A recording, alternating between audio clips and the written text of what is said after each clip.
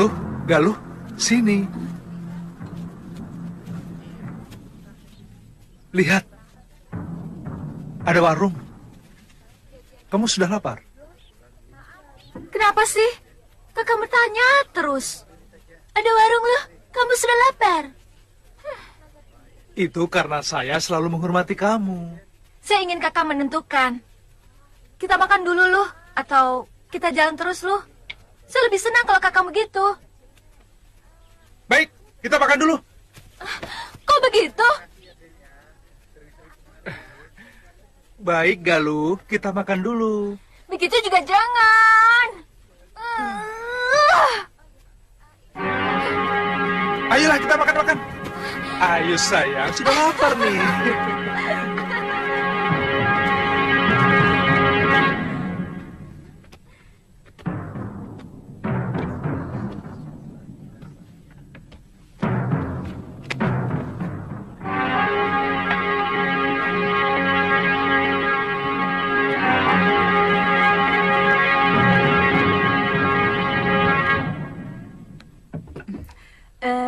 Kelihatannya orang jauh.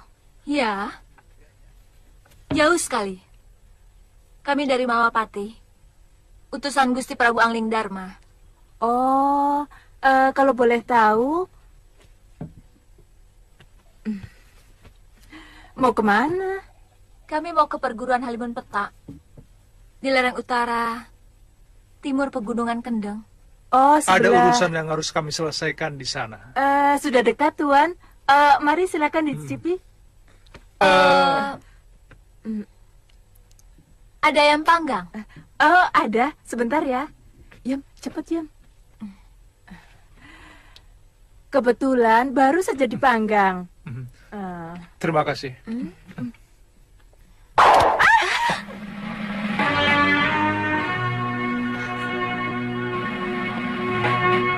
Katakan, apa tujuan kalian ke perguruan Halimun Petak?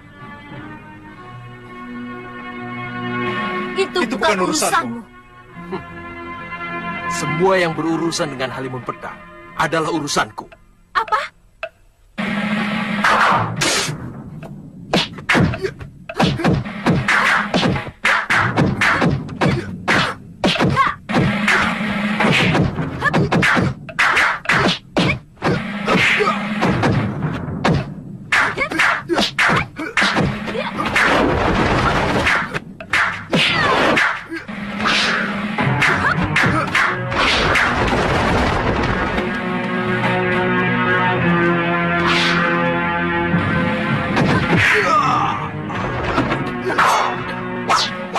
Langkah Galuh nyaris menjemput maut bagi pemuda itu, namun Suliwa menahan semuanya dengan satu gerakan tenang yang terasa seperti sabda dari alam gaib.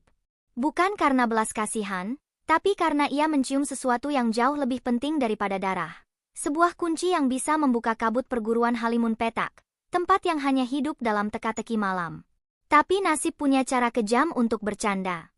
Saat nama pria mitra terucap, dada Suliwa seperti dihantam petir yang bangkit dari masa lalu. Ingatannya terlempar jauh ke masa ketika langit perguruan Gunung Kencana masih bersih. Ketika Padmasari, gadis seanggun embun, selalu menyebut nama itu dengan mata penuh harap. Kini, nama yang sama hadir bukan sebagai legenda, melainkan kenyataan yang menusuk. Hah? Mengapa Kisanak tega menyalahi janji, padahal sudah dijodohkan sejak kecil? Dari mana Kakang tahu? Dia mencurahkan semua isi hatinya kepadamu. Iya.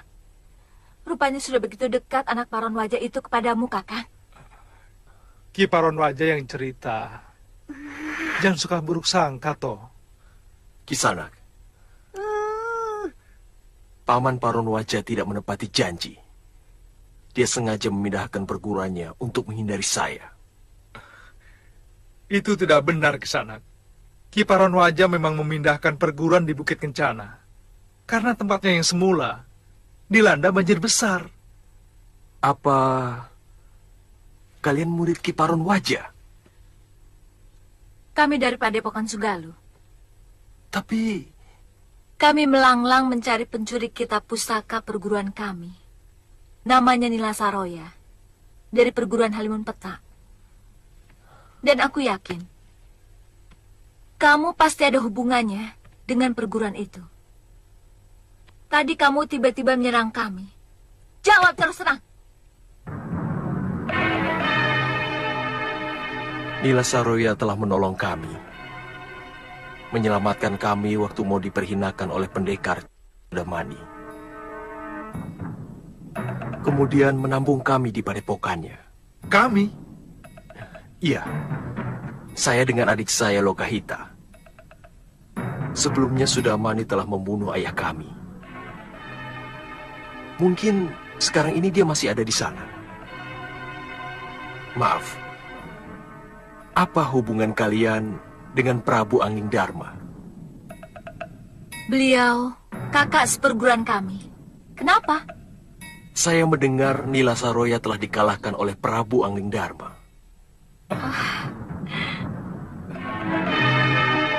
Dari mana kamu dengar? Ceritanya cukup panjang. Nanti saya ceritakan.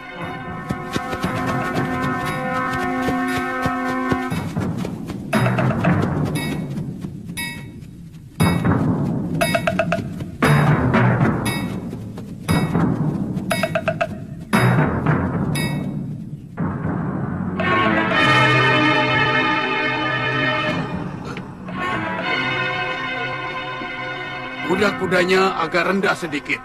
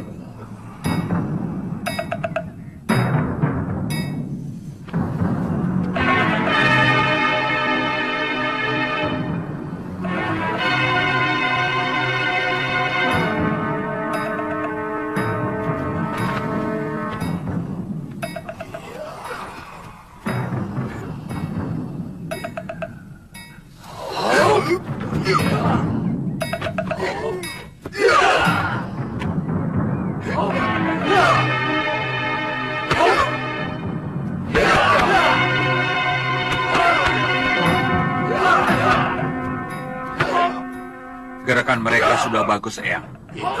Cukup baik.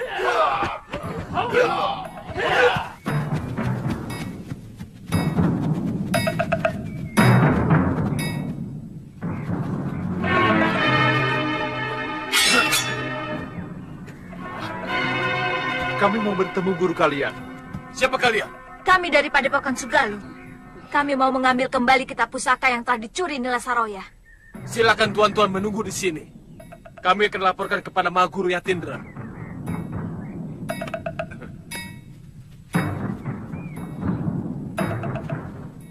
Ternyata benar. Nila Saroya telah digantikan oleh orang lain. Semua keadaan telah berubah. Dan murid-muridnya tidak saya kenal. Kita temui mereka di halaman rumah induk Padepokan. Loh, kita utamakan bicara baik-baik. Jangan terlalu menuruti nafsu. Galuh!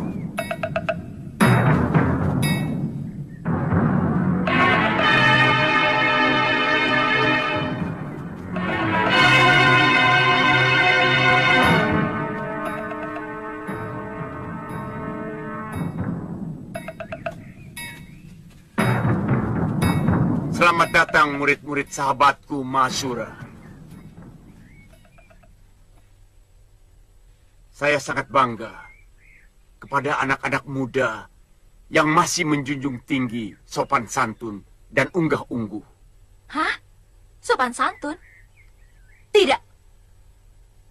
Tidak apa-apa. Bagi orang yang berilmu tinggi, memang sangat sulit untuk bisa menghormati orang lain. Bagaimana mungkin? Aku bisa menghormati orang. dari perguruan yang anggotanya telah menghancurkan perguruan ayahku. Serahkan kitab pusaka yang telah dicuri Nila Soroya. Sekarang juga. Cepat! Empu Kalayaksa tak banyak bergerak. Namun setiap katanya menjelma palu bagi kenyataan yang dulu dijaga rapat-rapat. Saroya, sosok yang mereka cari, telah meninggalkan badai. Ia tak sekadar pergi, ia memporak-porandakan kehormatan, menghancurkan warisan, dan menyayat harga diri di hadapan para murid. Tapi luka paling dalam ternyata bersarang di dada Galuh. Ia kehilangan lebih dari sekadar kitab pusaka. Ia kehilangan rumah, akar, dan darahnya sendiri. Dalam kepungan api dan pengkhianatan, ayah dan ibunya menjadi abu sejarah. Kalayaksa hanya bisa menunduk dalam diam yang mengandung sesal, lalu menyampaikan kenyataan lain yang tak kalah getir. Saroya telah dilenyapkan oleh tangan asing dari Sugaluh. Tapi kehancuran yang ditinggalkannya akan terus tinggal di hati yang tak pernah sembuh. Prabu Angling Dharma telah mengalahkan Nila Saroya. Sedang kitab pusaka Sugaluh sudah diambil pemiliknya. Siapa? Istri Kakang Mahasura sendiri.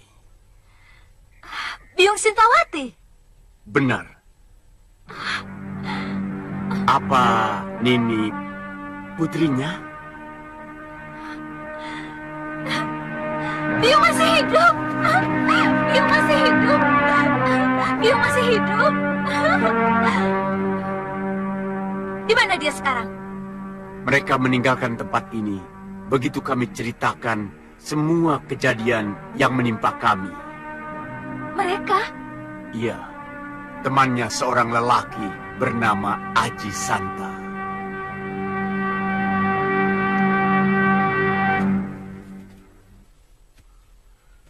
Maaf Tuan, apa Tuan menemukan seorang gadis waktu datang ke tempat ini? Gadis? Tidak ada. Seperti yang saya ceritakan tadi, hanya ada Dewi Sintawati dan Tuan Aji Santa. Silahkan masuk ke sana dan ini. Kalian tamu kami. Kami akan menjamu sebagai sesama korban dari kebejatan Nila Saroya.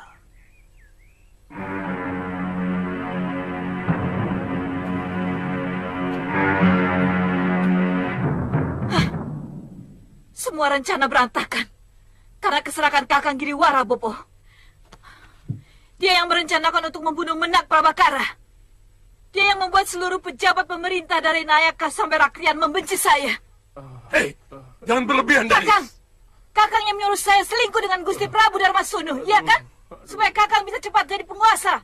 Padahal, kalau Kakang mau bersabar, sampai Apa kau Kakang bilang? diserahkan kepada Kakang dan Nurweda, kedudukan Kakang jauh akan lebih mapan dan kuat. Sudah. Semuanya sudah berlalu. Buat apa diributkan? Siapapun yang bersalah tidak pernah bisa merubah nasib kalian.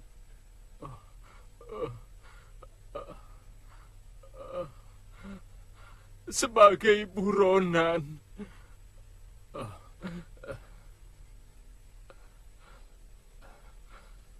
setiap saat kalian bisa ditangkap, kemudian digelandang ke alun-alun.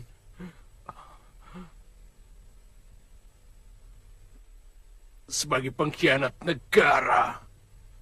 Bopo, apa maksud Bopo dengan menakut-nakuti kami? Kami? Tidak usah bawa aku lagi, Kakang. Dan jangan sebut-sebut kami lagi. Baik. Baik. Aku akan bergerak sendiri. Aku tidak perlu bantuan kalian. Orang tua macam apa yang tidak mau membela anaknya? Padahal selama ini dia ikut menikmati penghasilan yang berlimpah dari sang anak. Bopo, Kamu salah kalau mengira aku menikmati pemberianmu, Giriwara. Aku tidak pernah menyentuh secuil pun pemberianmu. Karena aku selalu sangsi. Apakah harta benda yang kamu berikan itu benar-benar dari hasil yang jujur? Ambil! Ambil semua yang kamu berikan kepada Bopo. Ambil! Kamu juga, Danes. Apa sebelum kalian menjadi orang penting di Kalinggapura, bapakmu kekurangan makan? Sebagai aku sudah cukup tentram dan bahagia. Aku senang sudah mampu membuat rakyatku tidak kekurangan sandang pangan. Pemberian kalian yang mana? Pemberian yang mana yang telah merubah Bopo, ha? Kebanggaan Bopo. Jangan lupakan itu. Paling tidak aku telah memberikan itu kepada Bopo. Jangan pungkiri itu. Semula mungkin ya. Tetapi setelah itu yang datang ke Gandarukem hanyalah laporan yang mengatakan bahwa kamu sebagai pembesar yang memeras pajak rakyat, menyengsarakan rakyat. Sedangkan putriku yang cantik ini lebih memalukan karena berselingkuh dengan mertuanya. Hanya karena gila kekuasaan. Kebanggaan seperti itu yang kamu maksudkan? Hah? Hah? Iya. Aib. Aib yang Bopo tanggung selama ini dari perbuatan kalian. Bopo malu. Malu. Orang mengira Bopo yang menyuruh kalian melakukan semua perbuatan itu. Bopo.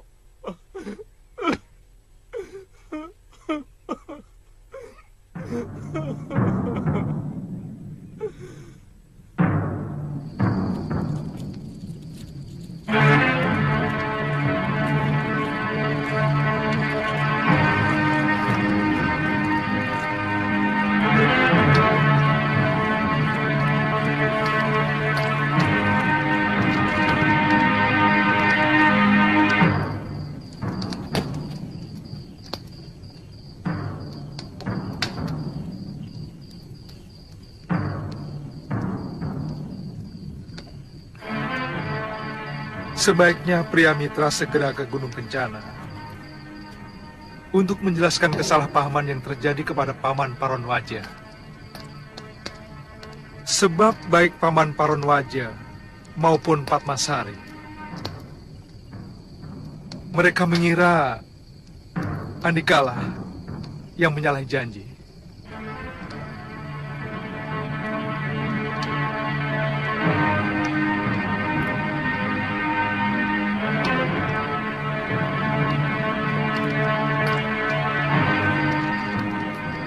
Baik, aku akan ke sana.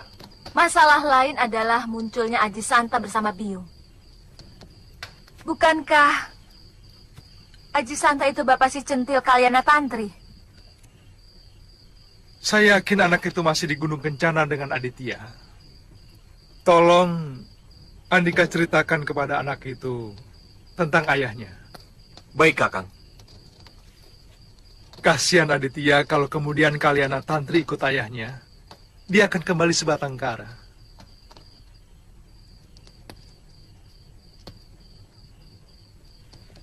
Kenapa melirik saya? Atau sebenarnya Kakang masih mengharapkan gadis centil yang suka nyubit perut Kakang itu minta pada ayahnya untuk menjadi menantunya? Iya? Ngawur. Kalau saya menginginkan itu, buat apa sekarang kita ada di sini?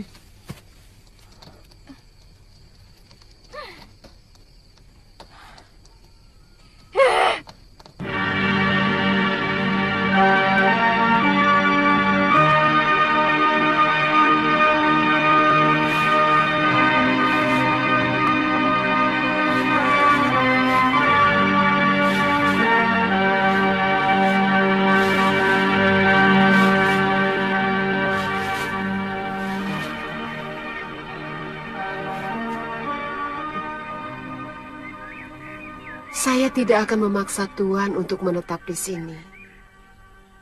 Tuan tidak usah mencemaskan keselamatan saya. Saya bisa mengurus diri saya sendiri. saya akan menunggu orang-orang yang sangat saya cintai. Walaupun orang itu telah menyakiti hati Nyai. Iya, seorang istri harus bisa memaafkan suaminya. Apapun kesalahannya. Iya, kecuali kalau dia membunuh anak saya.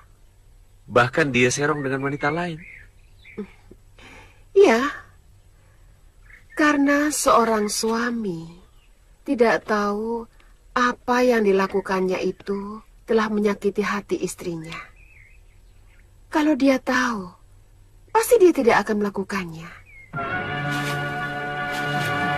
Angin berdesir pelan ketika Nyai Durgandini menyaksikan dari kejauhan, tak lebih dari bayangan dalam bayang.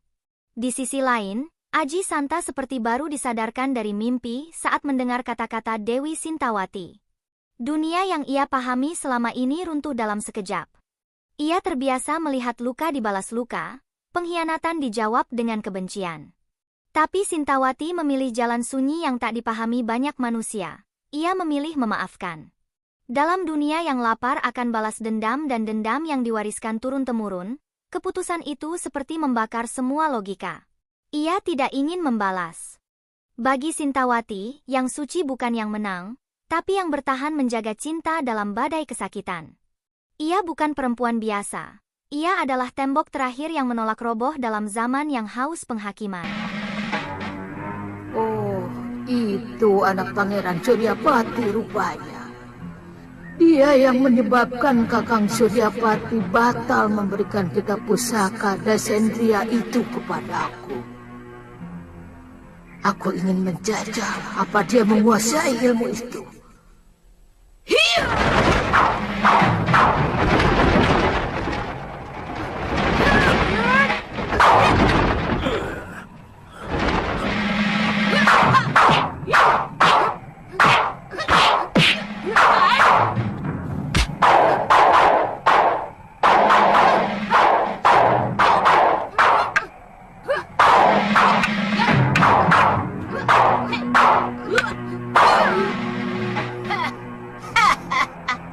Lumayan juga ilmu Dasendria yang kamu kuasai, Sinta. Tapi masih jauh sekali dari yang diajarkan oleh bopomu Pangeran Suryapati. Betul. Aku yang lebih pantas menguasai perguruan ini. Setelah suamimu itu minggat. Perempuan, kamu pasti Durgandini.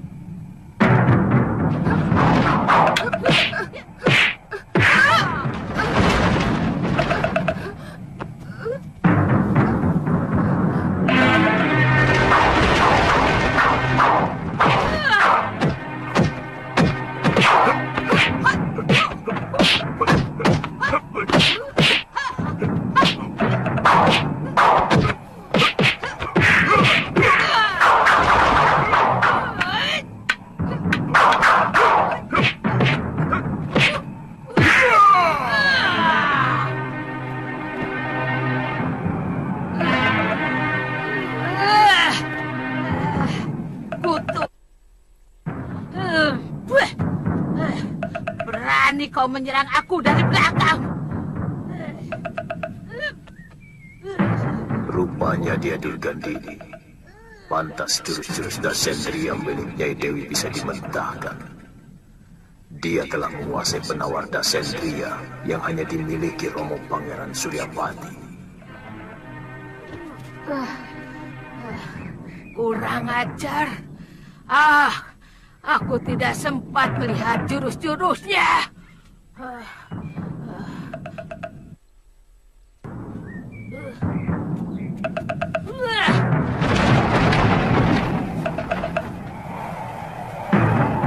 Kisanak!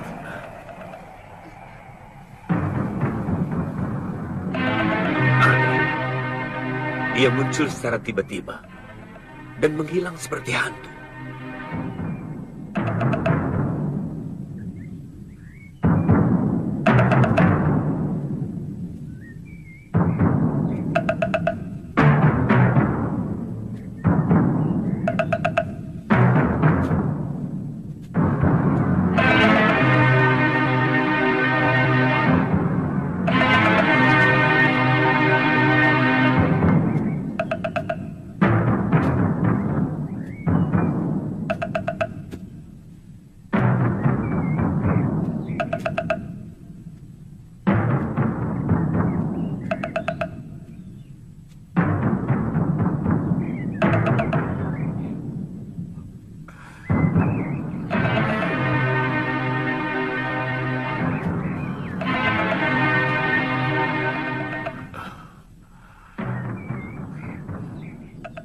Rupanya Nyai Dewi sudah punya pendamping lain.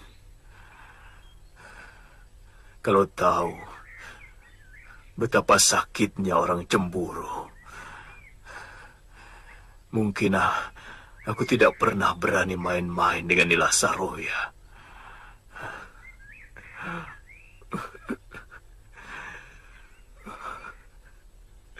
Tentunya kamu sangat mendendam kepadaku, Sintawati. Di tempat tersembunyi, di tengah gelap dan sunyi yang bahkan waktu enggan menjamahnya, Giriwara menyalakan api pemberontakan dengan bahan bakar hasrat dan kebencian. Ia tidak memanggil pendekar-pendekar karena kekuatan mereka, tapi karena luka yang belum sembuh, dendam yang belum mati. Ciptra Genjik menjadi suara pertama yang menggugat. Ia tak mau bergerak untuk rencana setengah matang. Maka Giriwara melambungkan dusta ke langit, menjadikannya nyala yang membutakan.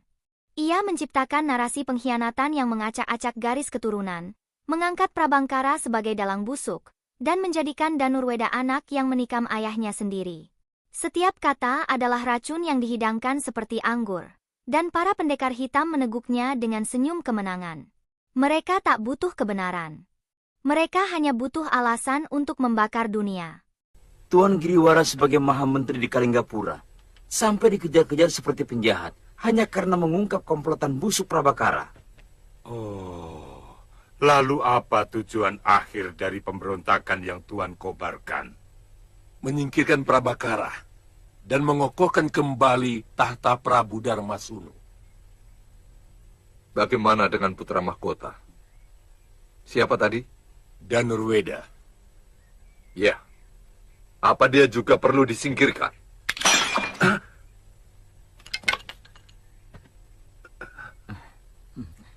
Begini, kalau dia bisa diajak kerjasama, mau kembali mendukung ayahnya,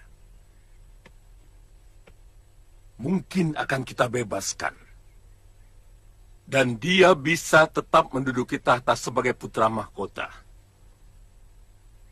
Untuk selanjutnya bisa menggantikan sang Prabu. Tapi kalau dia tetap memihak Prabakara,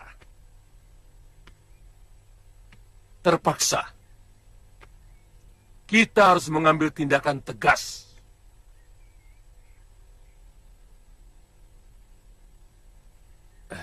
Kisanak, untuk ini kami tidak akan tanggung-tanggung. Kami akan mengajak kalau perlu seluruh pendekar di tanah Jawa ini bekerja sama untuk menghancurkan seluruh kekuatan Prabakara.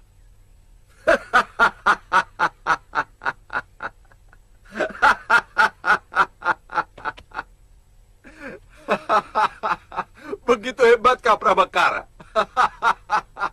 Sampai Tuan memerlukan para pendekar setanah Jawa. Ingat, Prabakara tidak sendirian. Dia dibantu oleh Prabu Angling Dharma. Angling Dharma? Iya. Dari Malwapati, yang terkenal sakti mandraguna. Dan tentu saja banyak lagi pendekar lain yang pasti akan mendukungnya. Angling Dharma, orang yang pernah bertarung melawan kita, memperebutkan Seliwa. Ternyata dia. Iya. Aku dengar dari Paron Wajah, saat yang baik untuk membalas kekalahan kita dulu, Genji. Bagaimana, Ki? Apa imbalan yang Tuan berikan kepada kami? Tergantung apa yang Tuan-Tuan minta. Kekuasaan,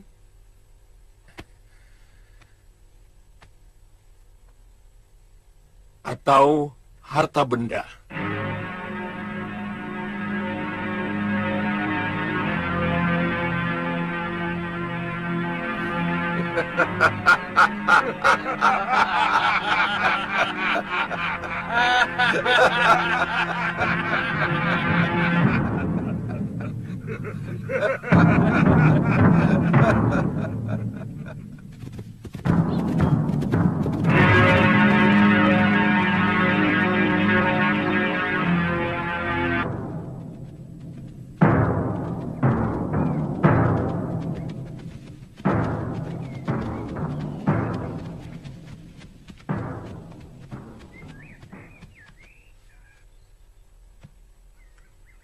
Kakang tahu apa yang kuimpikan setiap saat.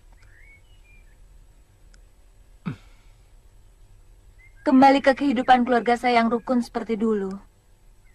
Sebelum datangnya Nila Saroya. Bopo begitu sayang kepada saya. Dan juga Biung. Rukun sekali. Ya.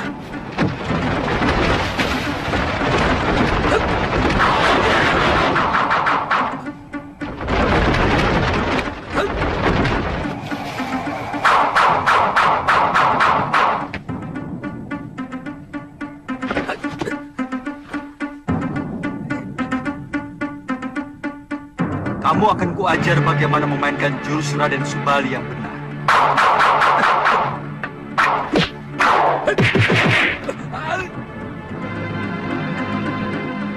Kita ketemu lagi. Kali ini kamu tidak akan lolos dari tanganku, Suliwa. Rupanya kamu sudah dibuang oleh pendekar sakti yang menolongmu itu. Ya. Saya tidak pernah kenal Tuan. Maaf. Bagus. Sekarang aku akan menantangmu dengan jurus-jurus silatku.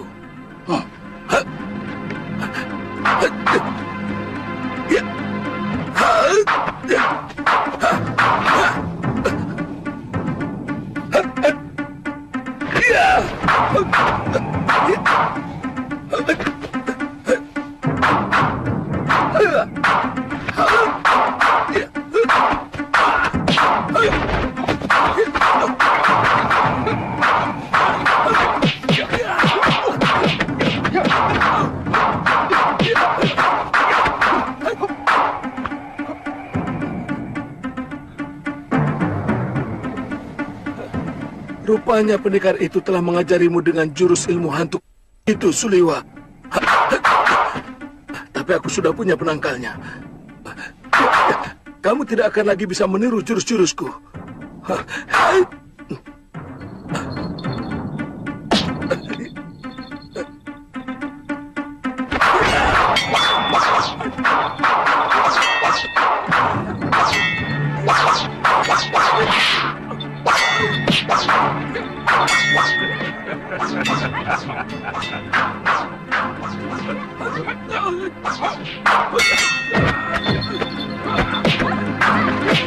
Seperti gila gawat.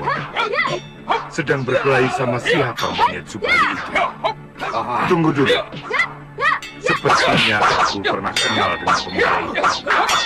Iya. Iya. Suliwa. Iya. Putra Batara Surya. Kebetulan kita tangkap dia, Genji. Kalau kita jadi perang, kita bisa manfaatkan untuk membuat obat-obatan.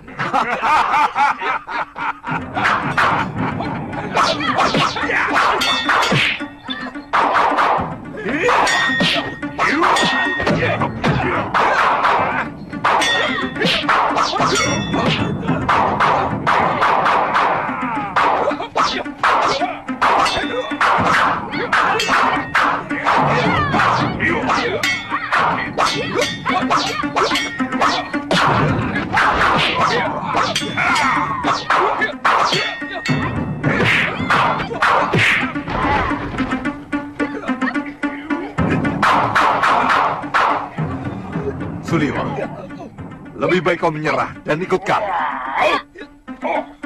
Aku belum kalah, Ki Kang Sadewa. Ayo.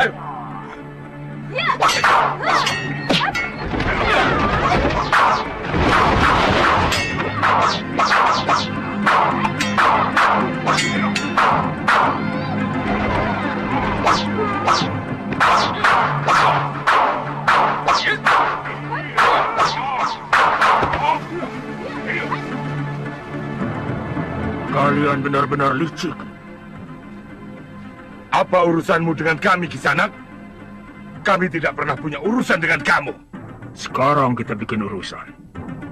Aku paling muak melihat pendekar pangkotan seperti kalian. Tidak punya malu. Mengeroyok dua anak ingusan. Itu bukan urusanmu, tua bangka buruk muka. Iya.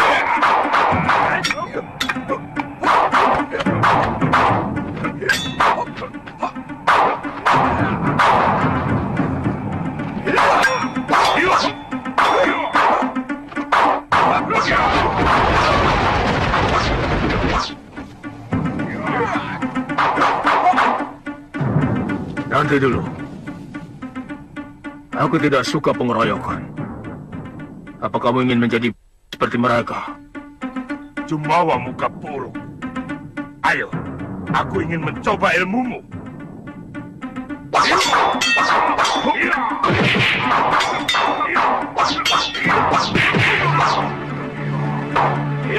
Tunggu. Lebih baik kita tinggalkan dia. Kalau tidak mau dikatakan.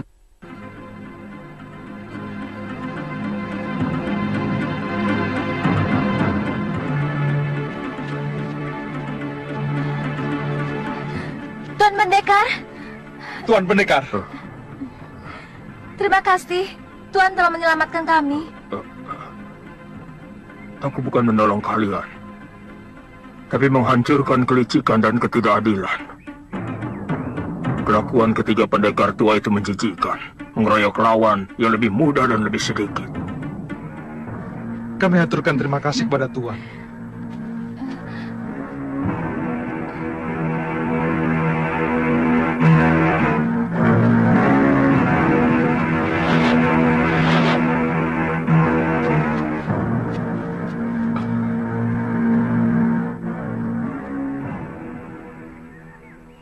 Baru 2 kali ini saya menyaksikan pertarungan para pendekar yang begitu sempurna.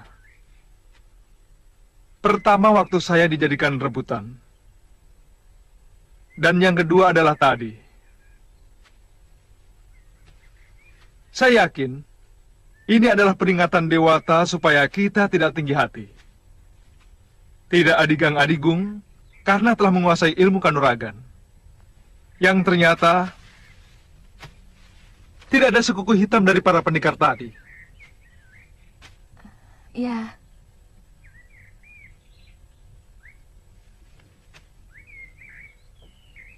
Galuh? Ada apa? Tidak apa-apa. Ada yang aneh dari lelaki bertopeng tadi.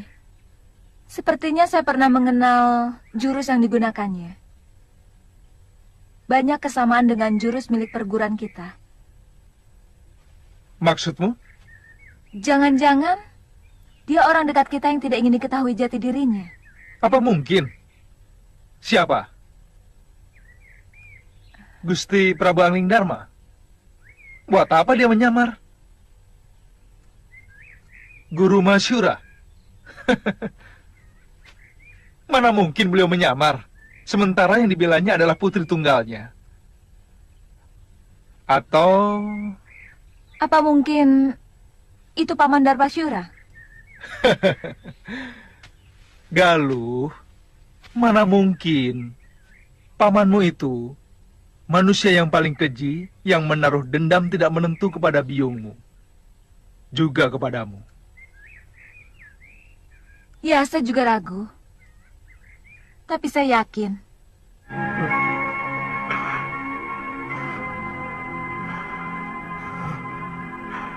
Galuh, ternyata jiwamu kokoh.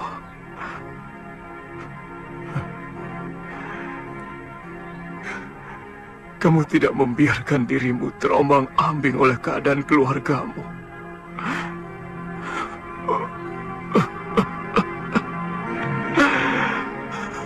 Galuh, aku sebenarnya ingin sekali memelukmu, nak.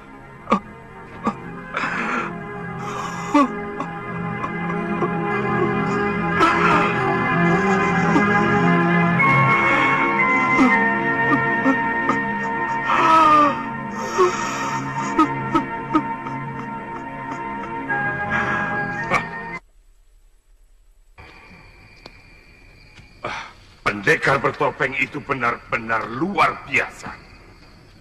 Ilmuku sama sekali tidak nempel.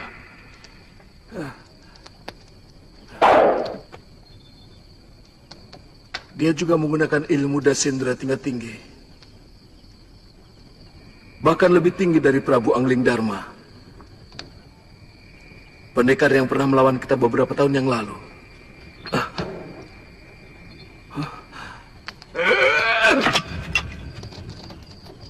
Kalau tidak salah, ilmu itu adalah andalan perguruan Sugalu. Jangan-jangan orang bertopeng itu adalah Mahasura. Iya, Mahasura. Tidak, Mahasura sudah hancur. Dia tergoda oleh anak Ranggasuli. Dan semua ilmunya telah diserap habis oleh perempuan itu. Kabarnya, dia juga mencuri kitab pusaka perguruan Sugalu. Nila Saroya. Kalian tahu apa yang terjadi di perguruan Halimun Pedang?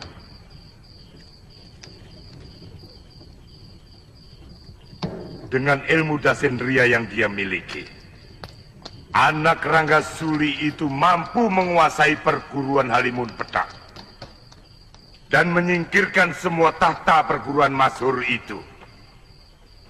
Ya, saya ingat ada seorang pendekar wanita yang memiliki ilmu semacam itu. Tapi sayang wataknya busuk. Itu kenapa dia tidak pernah punya kawan? Yang Andika maksud Nyai Durgandini? Ya.